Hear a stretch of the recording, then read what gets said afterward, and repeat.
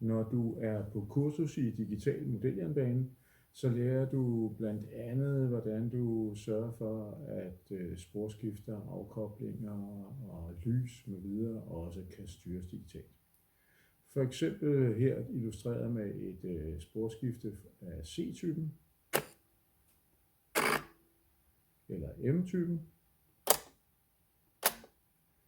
eller en afkobler illustreret ved hjælp af et lys. Hver gang jeg trykker på afkoblingssporet, så vil det have vippet op, og her det er sådan en lys, der lyser.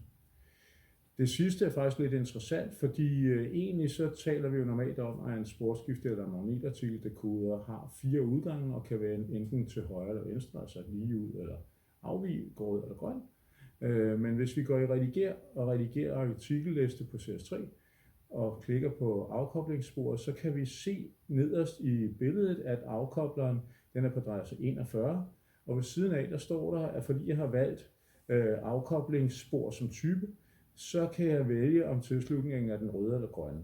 Og det betyder faktisk, at jeg på en magnetartikeldekoder, som egentlig kun har 4 udgange, nu kan tilsluttes 8 afkoblingsspor. Og det gør det jo noget billigere. Du er super velkommen på kurserne i digital modeljernbane.